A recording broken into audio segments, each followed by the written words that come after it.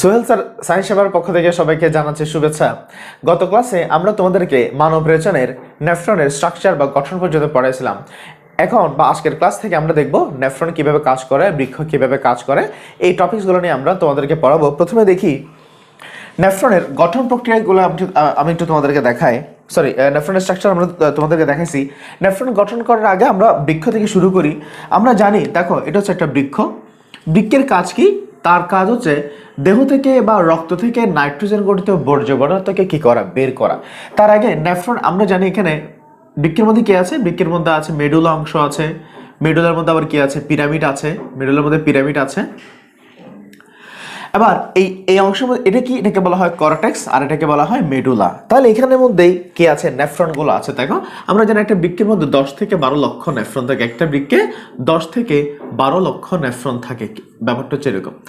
যদি এখানে 10 থেকে 12 লক্ষ নেফ্রন থাকে, কিন্তু আমি এখানে তোমাকে 10 থেকে 12 লক্ষ নেফ্রন আঁকতেছি না, আমি এখানে কয়েকটা নেফ্রনই এঁকে তোমাকে দেখাচ্ছি। একটু খেয়াল করি আমরা। Okay fine. এই যে নেফ্রন, যেভাবে নেফ্রনের কিছু অংশ কর্টেক্সে, কিছু অংশ মেডুলাতে। তাই আমি এখানে কিছু কথা বলি, যদি এগুলো এইচএসসিতে তোমরা আর বিস্তারিত পড়বে। সেটা হচ্ছে নেফ্রনের অধিকাংশই কি থাকে, কর্টেক্সে থাকে, কিছু অংশ মেডুলাতে থাকে, কিছু অংশ অর্ধেক কর্টেক্সে অর্ধেক মেডুলাতে থাকে। তারপর আমরা এভাবে দেখি, তাহলে নেফ্রনের কিছু অংশ কর্টেক্সে থাকে, কিছু অংশ কোথায় থাকে, মেডুলাতে থাকে। এখন নেফ্রনের কাজ হচ্ছে নাইট্রোজেন গঠিত বর্জ্য পদার্থকে বের করা। কোত্থেকে বের করবে? রক্ত থেকে। রক্ত থেকে যদি নাইট্রোজেন গঠিত বর্জ্য পদার্থকে বের হতে হয়, রক্তকে আগে নেফ্রনের কাছে আসতে হবে। তাহলে দেখো আমরা জানি এটা যদি হৃৎপিণ্ড থেকে আসে, রক্তকে নিয়ে আসে, এটাকে আমরা বলি রেনাল ধমনী। এটাকে আমরা কি বলি? রেনাল ধমনী। এই যে রেনাল ধমনী এসে, রেনাল ধমনী কয়টা? একটা রেনাল ধমনী বৃক্কের মধ্যে প্রবেশ করে সেই রক্তগুলোকে সে 10 থেকে 12 লক্ষ নেফ্রনের কাছে পৌঁছায় দেবে। আমি আবারও বলি, রেনাল ধমনী একটা, কিন্তু নেফ্রন কত? 10 থেকে 12 লক্ষ। এই একটা রেনাল ধমনী দিয়ে যে রক্তগুলো আসবে, তারাই কিন্তু 10 থেকে 12 লক্ষ নেফ্রনের কাছে চলে যাবে। দ্যাট মিনস এই রেনাল ধমনী অসংখ্যবার এখানে কি হবে, অসংখ্যবার শাখা প্রশাখায়, অসংখ্য শাখা প্রশাখায় কি হয়, বিভক্ত হয়। অসংখ্য বলতে কত? ওই যে 10 থেকে 12 লক্ষ নেফ্রনের কাছে সে যাবে। আমি ধরে নিচ্ছি এখানে একটা নেফ্রনের রেনাল ধমনীর একটা অংশ নেফ্রনের কাছে গিয়ে ঘুরে এরকম করে বের হবে। সেম ভাবে এখান থেকেও রেনাল ধমনীর একটা অংশ নেফ্রনের কাছে গিয়ে আবার বের হয়ে যাবে। আবার এখান থেকেও রেনাল ধমনীর একটা অংশ নেফ্রনের কাছে গিয়ে সে কি হচ্ছে, বের হয়ে যাচ্ছে। একটা জিনিস খেয়াল করা এখানে, অর্থাৎ রেনাল ধমনীর অংশগুলো আলটিমেটলি কোথায় চলে যাবে? নেফ্রনের কাছে চলে যাবে। এই যে ছোট জিনিসটা, আমি এটা তোমাদেরকে একটু বড় করে দেখাতে চাই। মনে করো এই জিনিসটাকে আমি যদি একটু জুম করে দেখতে চাই, একটু বড় করে দেখতে চাই, দেখতে কেমন দেখবো? দেখো সবাই, আচ্ছা জাস্ট এই পার্টটাকে আমি একটু মুছে দিই। মুছে দিয়ে যদি আমি তোমাকে একটু বড় করে দেখাই, এটা হচ্ছে একটা নেফ্রন।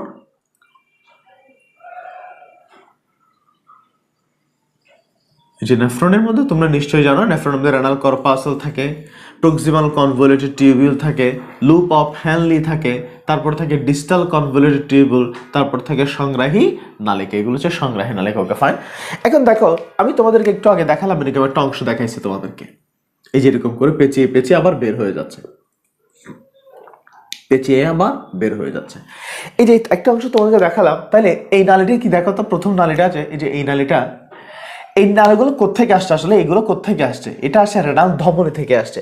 দ্যাট মিনস রেনাল ধমনীর একটা অংশ নেফ্রনের কাছে গিয়ে নেফ্রনের ভিতরে গ্লোমেরুলার কর্পাসের ভিতরে পেঁচিয়ে পেঁচিয়ে আবার এদিকে বের হয়ে যাচ্ছে। রেনাল ধমনীর যে অংশ নেফ্রনের কাছে আসে, এটাকে বলা হয় এফারেন্ট আর্টারিওল। এটাকে বলা হয় efferent arteriole. ARTERIOLE, efferent arteriole. আর যে অংশটা নেফ্রন থেকে বের হয়ে আসে, এটাকে বলা হয় ইফারেন্ট আর্টারিওল। এটাকে বলা হয় ইফারেন্ট আর্টারিওল। খেয়াল করি তাহলে দেখো, রেনাল ধমনীর যে অংশটি নেফ্রনের কাছে প্রবেশ করে তাকে বলা হয় এফারেন্ট, আর যে অংশ নির্গত হয় তাকে বলা হয় ইফারেন্ট।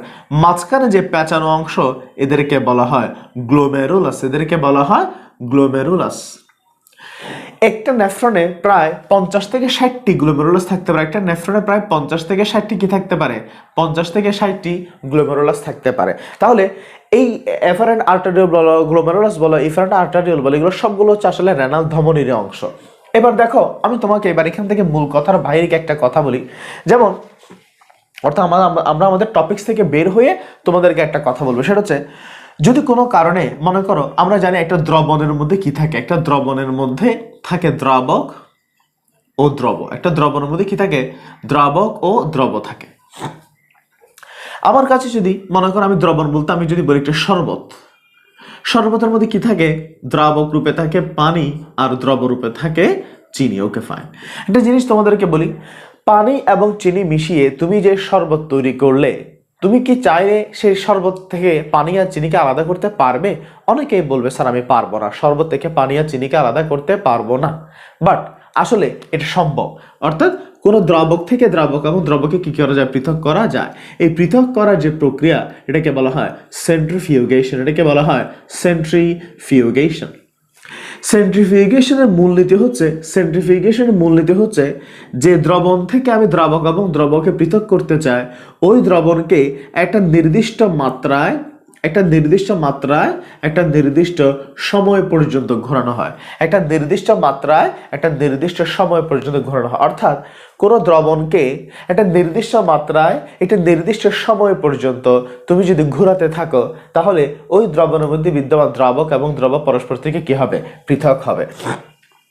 যেমন রক্তের বেলা আমি উদাহরণ দিই, আমরা যে রক্ত পরীক্ষা করে ব্লাড টেস্ট করি, ব্লাড টেস্ট করতে গেলে দেখা যায় রক্তকে, এটা আমি আবার বলে দিচ্ছি, এটা রক্তের আমরা যখন ব্লাড টেস্ট করি শুধু সেই সময়ের জন্য প্রযোজ্য, এখানের জন্য নয়। রক্তের বেলায় রক্তকে টেস্ট টিউবে নেওয়ার পর প্রতি মিনিটে 3000 বার, মাত্রা হচ্ছে প্রতি মিনিটে কয়বার, 3000 বার। এইভাবে 30 মিনিট, প্রতি মিনিটে 3000 বার, এইভাবে কতক্ষণ, 30 মিনিট। তাহলে রক্তকে তুমি যখন টেস্ট টিউবে নিবে, টেস্ট টিউবে নেওয়ার পর প্রতি মিনিটে 3000 বার এইভাবে 30 মিনিট যদি ঘোরানো হয়, তাহলে রক্তের মধ্যে বিদ্যমান বিভিন্ন উপাদান সমূহ পরস্পর থেকে কি হয়, পৃথক হয়ে যায়। এটাকে বলা হয় সেন্ট্রিফিউগেশন। আমি তোমাকে এই কথা এই জন্যই বললাম, অর্থাৎ কোনো দ্রবণ থেকে দ্রাবক এবং দ্রবকে কি করা যায়, পৃথক করা যায়। Efferent arteriole, glomerulus, efferent arteriole, এই স্ট্রাকচারগুলো বলার পর এখন আমরা তোমাদেরকে পড়াবো কিভাবে নাইট্রোজেন বর্জ্য পদার্থ সৃষ্টি হয় এবং সেটা মূত্রের মাধ্যমে কি হয়, বের হয়। অর্থাৎ টোটাল প্রক্রিয়াকে বলা হয় রেচন প্রক্রিয়া। আমি আবার বলি টোটাল প্রক্রিয়াকে কি বলা হয়, রেচন প্রক্রিয়া। এই যে রেচন প্রক্রিয়া, এটি আসলে 2 ধাপে বিভক্ত। আমি আবার বলি রেচন প্রক্রিয়া কয় ভাগে বিভক্ত, 2 ভাবে। প্রথম ধাপের নাম হচ্ছে নাইট্রোজেন ঘটিত বর্জ্য সৃষ্টি। আমাদের রক্তের মধ্যে প্রথম ধাপের নাম হচ্ছে নাইট্রোজেন ঘটিত বর্জ্য সৃষ্টি, আর দ্বিতীয় যে ধাপটা তাকে বলা হয় মূত্র সৃষ্টি। এটাকে বলা হয় মূত্র সৃষ্টি। খেয়াল করো, রেচন মানেই যে মূত্র সৃষ্টি তা নয়, কিন্তু রেচনের মধ্যে 2টা প্রক্রিয়া, একটা হচ্ছে নাইট্রোজেন ঘটিত বর্জ্য পদার্থ সৃষ্টি, একটা হচ্ছে মূত্র সৃষ্টি। এবার আসো, নাইট্রোজেন ঘটিত বর্জ্য পদার্থ কোথায় সৃষ্টি হয় আমি তোমাদেরকে আগেও বলে দিয়েছি, সেটা হচ্ছে দেহের যাবতীয় যত বিপাকীয় কাজ আছে, সব কাজের মূল নিয়ন্ত্রক হচ্ছে প্রোটিন। সব কাজের মূল নিয়ন্ত্রককে প্রোটিন। আবার প্রোটিনকে ভাঙলে কি পাওয়া যায়, পাওয়া যায় অ্যামাইনো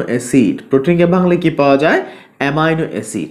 এই যে অ্যামাইনো অ্যাসিডের মধ্যে কি আছে, অ্যামিনো মূলক আছে, তাহলে আমাদের বডি প্রথমে কি করে, সে এই প্রোটিনটাকে ভেঙে দেয়। প্রোটিনটাকে ভাঙলে আমরা অ্যামাইনো অ্যাসিড পাই। যে অ্যামিনো মূলক পায়, সেই অ্যামিনো মূলককে সে হাইড্রোজেনের সাথে কি করে, যুক্ত করে। আমাদের বডি সেটাকে হাইড্রোজেনের সাথে যুক্ত করে কি তৈরি করে, অ্যামোনিয়া তৈরি করে। কি তৈরি করে, দেখো, অ্যামোনিয়া।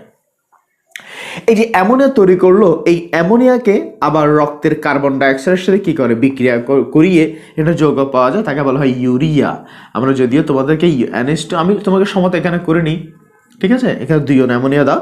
তাহলে দেখো, এটা হচ্ছে অ্যামোনিয়া কার্বন ডাইঅক্সাইডের সাথে যুক্ত হয়ে কি তৈরি করে, এই যৌগের নাম হচ্ছে ইউরিয়া তৈরি করে সে। আমরা জানি রক্তের মূল উপাদান কি, হচ্ছে ইউরিয়া। তাহলে দেখো, প্রথমে সে প্রোটিনকে ভাঙে অ্যামাইনো অ্যাসিড করে। অ্যামাইনো অ্যাসিড থেকে যে অ্যামিনো মূলক আছে, সেই অ্যামিনো মূলকের সাথে হাইড্রোজেন যুক্ত করে অ্যামোনিয়া তৈরি করে। এই অ্যামোনিয়া আবার কার্বন ডাইঅক্সাইডের সাথে যুক্ত হয়ে কি তৈরি করে, ইউরিয়া তৈরি করে।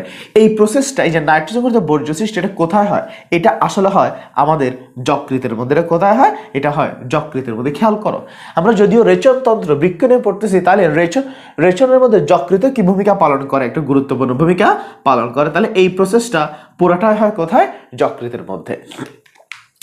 যকৃতে যে ইউরিয়া তৈরি হবে, যকৃতে যে ইউরিয়া তৈরি হবে সেই ইউরিয়া সহ দেহের অন্যান্য যত বর্জ্য পদার্থ আছে সব বর্জ্য পদার্থ আবার কোন দিয়ে প্রবেশ করবে?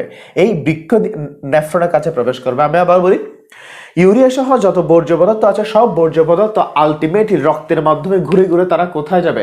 এফারেন্ট আর্টারিয়াল দিয়ে ঢুকে গ্লোমেরুলাস হয়ে পেঁচিয়ে পেঁচিয়ে আবার ইফারেন্ট আর্টারিয়াল দিয়ে বের হবে। এখানে যে প্রসেসটা হবে সেটাকে বলা হয় মূত্র সৃষ্টি। তাহলে নাইট্রোজেন গঠিত বর্জ্য পদার্থ সৃষ্টি হবে যকৃতে, আর মূত্র সৃষ্টি হবে বৃক্কের মধ্যে। নাইট্রোজেন গঠিত বর্জ্য পদার্থ সৃষ্টি হবে কোথায়? যকৃতে। আর মূত্র সৃষ্টি হবে কোথায়? তা হচ্ছে বৃক্ষে। তাহলে এতক্ষণ আমরা যেটা পড়ছি সেটা যকৃতে, বাট এখন যকৃতের এই উপাদানগুলো রক্তের মাধ্যমে কোথায় যাচ্ছে? নেফ্রনের কাছে যাচ্ছে। এবার নেফ্রনের মধ্যে কি হয় দেখি।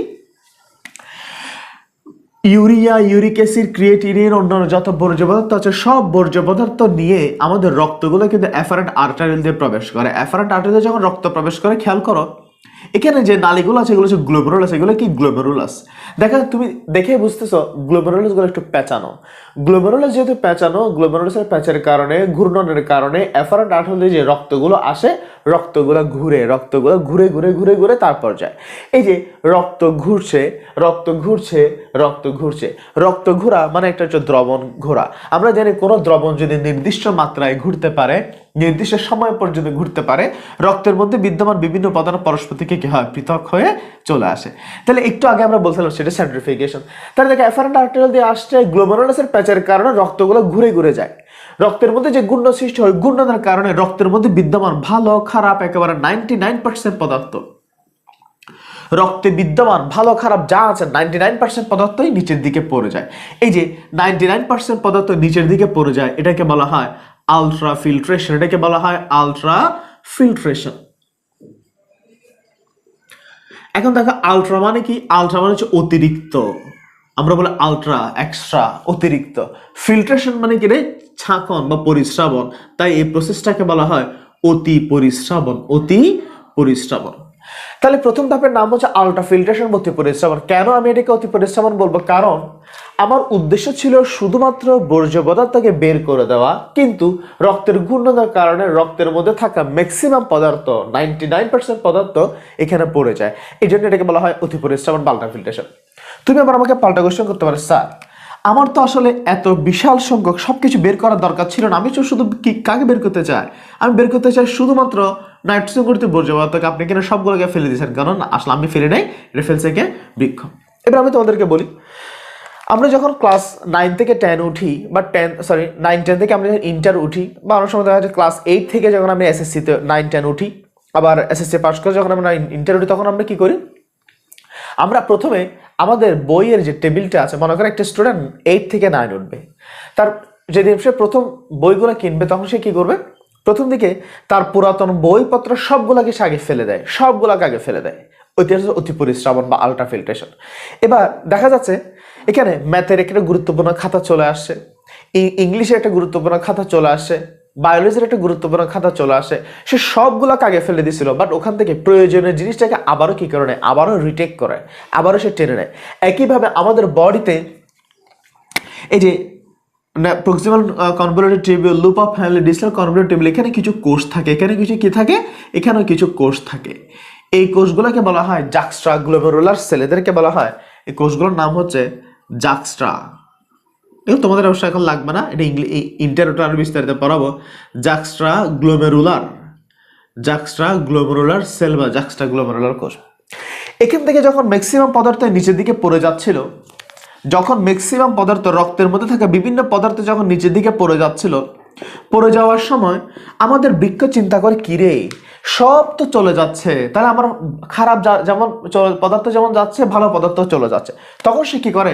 ভালো ভালো পদার্থগুলোকে আবারও টেনে নেয়, ভালো ভালো পদার্থগুলোকে আবারও নিজের দিকে টেনে নেয়, ভালো ভালো পদার্থগুলোকে নেফ্রন আবারও শোষণ করে। এই যে নেফ্রন যদি ভালো ভালো পদার্থকে আবারও শোষণ করে, এই প্রসেসটাকে বলা হয় পুনঃশোষণ। এটাকে বলা হয় রিঅ্যাবজর্পশন। ইংলিশে লিখে একটু, রিঅ্যাবজর্পশন। এটাকে ইংলিশে বলা হয় পুনঃশোষণ। পুনঃশোষণ অর্থাৎ প্রথমে সে আমার রক্তের মধ্যে ছিল, রক্ত থেকে বের হয়ে আমি আবার তাকে পুনরায় ভালো ভালো পদার্থগুলোকে আবার কি করে নিচ্ছি? টেনে টেনে নিচ্ছি। এটাকে বলা হয় পুনঃশোষণ। এবার পুনঃশোষণের পর যেটা অপ্রয়োজনীয় পদার্থ যেটা আছে, অপ্রয়োজনীয় পদার্থগুলো তাহলে এদিকে চলে যাবে, অপ্রয়োজনীয় পদার্থ এই পাশে চলে যাবে। দেখো এভাবে ঘুরে ঘুরে অপ্রয়োজনীয় পদার্থ চলে যাবে। এই যে অপ্রয়োজনীয় পদার্থ যখন চলে যায়, এবার খেয়াল করো এখানে বললাম রক্তের মধ্যে কয় পার্সেন্ট উপাদান, 99% উপাদান। দ্যাট মিনস আরো 1% উপাদান ওই পাশে কিন্তু চলে গেছিল। খেয়াল করো এখান থেকে আসার সময় 99% পদার্থ নিচের দিকে পড়ে যায়, কিন্তু 1% পদার্থ কিন্তু এদিকে না পড়ে স্রোতের কারণে, প্রবাহের কারণে সে ওদিকে চলে গেছিল, ধাক্কার কারণে ওদিকে চলে গেছে। যারা ওদিকে চলে যায় আবার তাকে ওকে ওই 1% পদার্থের মধ্যে তো আবার কি আছে, বর্জ্য পদার্থ আছে। তখন এই 1% যে বর্জ্য পদার্থ এখানে ছিল, এখান থেকে কিছু অংশ সরাসরি এই ডিস্টাল কনভলিউটেড টিউবিউল বা সংগ্রাহী নালিকাতে এসে পড়ে। ওই যে বললাম 99% পদার্থ পড়ছে, বাকি 1% পড়ে নাই কেন? রক্তের স্রোতের কারণে, প্রবাহের কারণে, ধাক্কার কারণে ওদিকে চলে গিয়েছিল, কিন্তু এখান থেকে আবার পুনরায় এরা কি করে, এখান থেকে ত্যাগ করে। Okay fine. আবার এই যে loop of Henle, distal convoluted tubule, proximal convoluted tubule, এরাও তো একটা কোষ। এরাও যদি একটা কোষ, এদের মধ্যে বিভিন্ন বিপাকীয় বিক্রিয়া হয়। এখানেও যে বিভিন্ন বিপাকীয় বিক্রিয়া হয়, সেই বিপাকীয় বিক্রিয়ায় এখানে তারা নিজস্ব কিছু বর্জ্য পদার্থ এখানে ত্যাগ করে, নিজস্ব কিছু বর্জ্য পদার্থ এখানে ত্যাগ করে। তাহলে দেখো ওই 1% অংশ থেকে পতিত কিছু বর্জ্য পদার্থ, আবার এদের নিজেদের কিছু বর্জ্য পদার্থ, এই যে প্রসেসটা এরা যে এখানে এসে পড়ে যাচ্ছে বা এই সংগ্রাহী নালিকাতে পড়ে যাচ্ছে, এই প্রসেসটাকে বলা হয় অ্যাক্টিভ সিক্রেশন। এটাকে বলা হয় অ্যাক্টিভ সিক্রেশন বা সক্রিয় ক্ষরণ। অ্যাক্টিভ সিক্রেশনের বাংলা হচ্ছে সক্রিয় ক্ষরণ। আলটিমেটলি আমি এখানে কি পেলাম? আলটিমেটলি দেহের বর্জ্য পদার্থগুলো এই সংগ্রাহী নালী দিয়ে, দেহের বর্জ্য পদার্থগুলো এই সংগ্রাহী নালী দিয়ে আবার বের হয়ে চলে আসবে, সংগ্রাহী নালী দিয়ে বের হয়ে চলে আসবে। এটাই হচ্ছে মূত্র। এখান থেকে যেগুলো বের হবে এরাই হচ্ছে কি, মূত্র। তাহলে দেখো আমরা পড়াচ্ছি রেচন প্রক্রিয়া। দুইভাবে হবে, একটা হচ্ছে বর্জ্যটা সৃষ্টি করতে হবে, একটা হচ্ছে বর্জ্য বের করতে হবে। বর্জ্য সৃষ্টি যকৃতে হবে, বর্জ্য বের করা, মূত্র সৃষ্টিটা কোথায় হবে? এটা হবে আমাদের নেফ্রনের মধ্যে। তাহলে আমরা নেফ্রন কি করে? প্রথমে রক্তের মধ্যে বিদ্যমান ভালো খারাপ সব পদার্থকে ফেলে দেয়, অতি পরিশ্রবণ বা ফিল্ট্রেশন। এখান থেকে আবার প্রয়োজনীয় পদার্থকে টেনে নেয়, পুনঃশোষণ। প্রয়োজনীয় পদার্থ টেনে নেওয়ার পর বাকি যে পদার্থ আছে তাকে কি করে দেয়? বের করে দেয়, ওয়াশ আউট করে দেয়। এটাকে বলা হয় সক্রিয় ক্ষরণ বা অ্যাক্টিভ সিক্রেশন। এবার আসি তোমাদেরকে, তাহলে এই প্রসেসগুলো কিন্তু তোমাকে ব্যাখ্যা করে, আমি জাস্ট নামটা লিখলাম, তোমাকে কিন্তু ব্যাখ্যাটা করতে হবে। ঠিক আছে, তুমি তোমার ব্যাখ্যাটা করবা। আমাদের বইয়ের মধ্যে আমরা যে বই আছে বায়োলজি বই, এই বইয়ের মধ্যে আমরা কিন্তু কি করেছি, এগুলো ব্যাখ্যা সহ তোমাদেরকে দিয়ে দিয়েছি। তো তোমরা কি করবে, এই ব্যাখ্যা সমূহ পরীক্ষার খাতায় লিখবে। এবার আসি বৃক্ষ এখন যে কাজটা করে, এখন এই কাজে সে রক্তের সাথে কিভাবে ব্যালেন্স করে, এই কাজের সাথে রক্তের সাথে কিভাবে ব্যালেন্স হয় দেখো। তার আগে রক্তের সাথে ব্যালেন্স করার আগে এভাবে প্রত্যেকটা নেফ্রন যে কাজটা করে যাচ্ছে, এই কাজটা আলটিমেটলি কিভাবে আমাদের বডি থেকে বের হয় দেখি আমরা। পথটা কি, মূত্রের গতিপথটা কিরকম আমরা খেয়াল করি। আমি যদি তোমার সামনে একটা বড় আকারের একটা বৃক্ষ আঁকি, মনে করো আমি তোমার সামনে একটা বড় আকারের একটা বৃক্ষ আঁকলাম, একটা বড় আকারের বৃক্ষ আঁকলাম। এখানে বড় আকারের বৃক্ষের মধ্যে এটা একটা নেফ্রন, দেখো এটা একটা নেফ্রন। হ্যাঁ, এটা একটা সংগ্রাহী নালিকা। আবার এটা একটা নেফ্রন, তার একটা কি আছে, সংগ্রাহী নালিকা আছে হয়তো। ঠিক আছে, সংগ্রাহী নালিকা। আবার এটা মনে করো একটা নেফ্রন,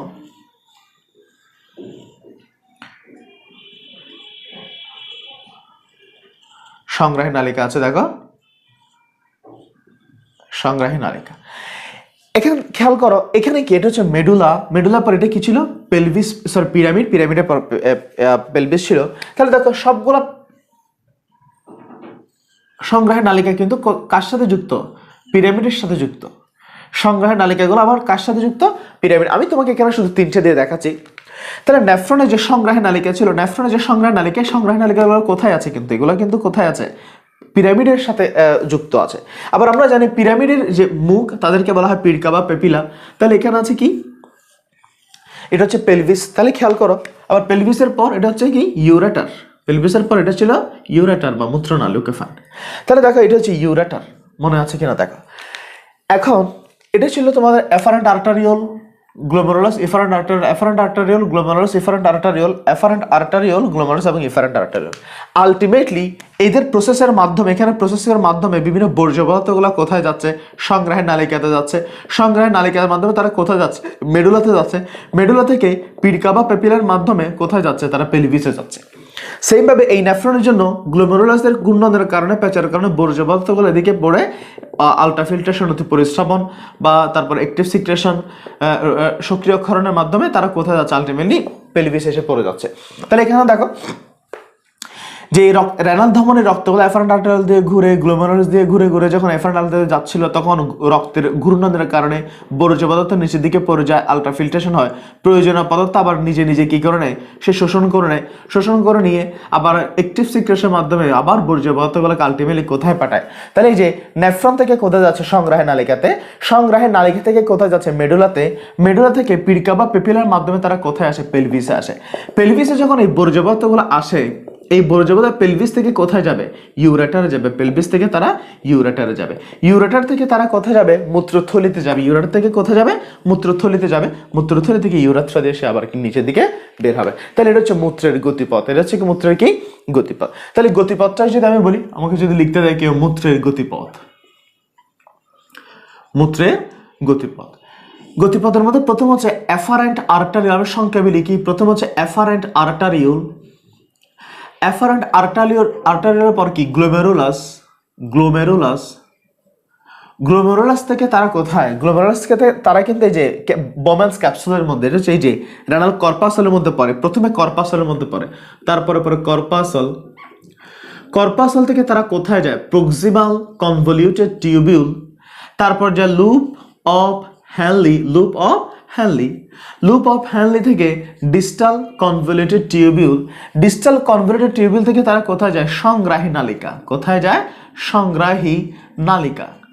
দেখো সংগ্রাহী নালিকা থেকে তারা কোথায় যায়, মেডুলাতে যায়, সংগ্রাহী নালিকা থেকে কোথায় যায়, মেডুলা বলতে আসলে আমরা স্পেসিফিক করে বলি সেটা হচ্ছে পিরামিডে যায়, মেডুলা থেকে যায় কোথায়, পিরামিডে, পিরামিড থেকে কোথায় যায়, পিডকা বা পেপিলা, পিডকা বা পেপিলা, পিডকা বা পেপিলার মাধ্যমে তারা যায় পেলভিসে, পিডকা বা পেপিলা থেকে তারা যায় কোথায় যায়, পেলভিসে, পেলভিস থেকে ইউরেটার, ইউরেটার থেকে মূত্রথলি, মূত্রথলি, মূত্রথলি থেকে মূত্রনালীর মাধ্যমে, মূত্রনালী বা ইউরেথ্রার মাধ্যমে তারা কোথায় যায়, দেহের বাইরে, দেহের বাইরে নিষ্কাশিত হয়। খেয়াল করো, তাহলে দেখো এই যে এটাই ছিল মূত্রের গতিপথ, এফারেন্ট আর্টারিয়াল দিয়ে গ্লোমেরুলাস, তারপর কর্পাসল, পিসিটি মানে আমরা এগুলো ব্যাখ্যা করছি, এলওএইচ মানে কি loop of Henle, distal convoluted tubule, সংগ্রাহী নালিকা, পিরামিড, পিডকা, পেলভিস, ইউরেটার, মূত্রথলি, মূত্রনালী, তারপর দেহের বাইরে নিষ্কাশিত হয়। তাহলে এটা ছিল মূত্রের একটা কি গতিপথ।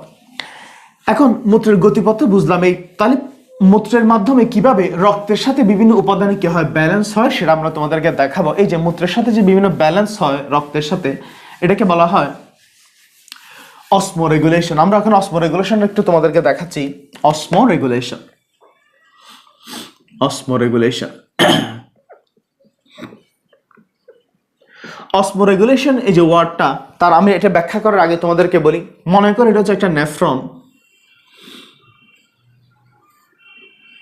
নেফ্রনের কাজ আমরা তোমাদেরকে অলরেডি পড়াইছি, এটা হচ্ছে একটা নেফ্রন,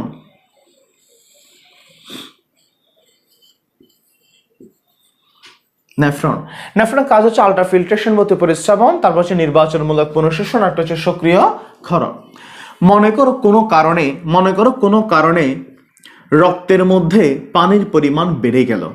এখন দেখো মনে করো আমরা দুপুরে খাওয়ার পরে বেশি বেশি পানি খেয়ে ফেলছি, তাহলে বেশি পানি খেলে আমার রক্তের মধ্যে পানির পরিমাণ বেড়ে যাবে, রক্তের মধ্যে যখন পানির পরিমাণ বেড়ে যাবে তাহলে এখানে দেখো গ্লোমেরুলাসের যে ঘূর্ণনের কারণে রক্তের মধ্যে থাকা ম্যাক্সিমাম পদার্থ, এই ম্যাক্সিমাম পদার্থের মধ্যে পানিও ছিল।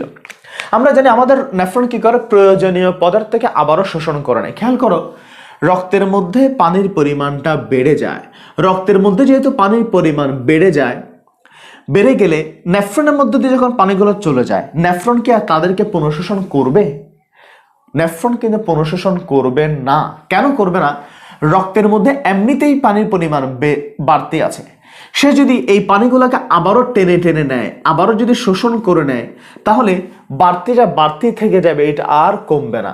তাহলে সেটাকে পুনঃশোষণ করবে না, পুনঃশোষণ না করলে পানিগুলা মূত্রের মাধ্যমে কি হবে, বের হয়ে যাবে। তাহলে রক্তে যদি কোনো উপাদানের পরিমাণ বেড়ে যায়, নেফ্রন তখন পানি পুনঃশোষণ হ্রাস করে, নেফ্রন তখন পানি পুনঃশোষণ কি করে, হ্রাস করে।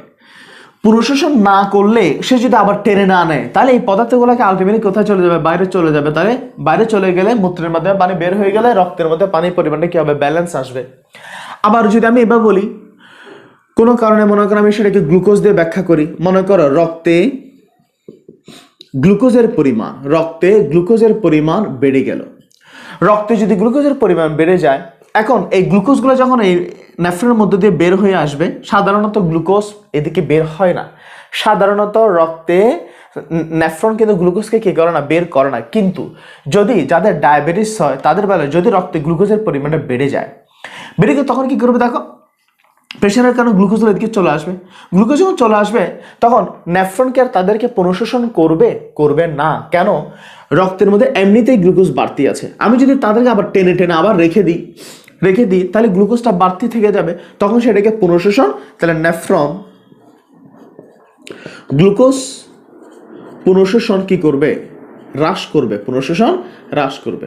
যদি সে পুনঃশোষণ হ্রাস করে, যদি সে টেনে না নেয়, তাহলে গ্লুকোজগুলো আবার প্রস্রাবের মধ্যে দিয়ে বের হবে। অর্থাৎ ডায়াবেটিস রোগীদের প্রস্রাবে কি পাওয়া যাবে, গ্লুকোজ পাওয়া যাবে। কেন? তার রক্তের মধ্যে এটা বেড়ে গেছে, নেফ্রন এটাকে আর ধরে রাখবে না, ধরে না রাখলে সেটা বের করে দিবে, বের করে দিলে রক্তের প্রস্রাবের মধ্যে পাওয়া যায়।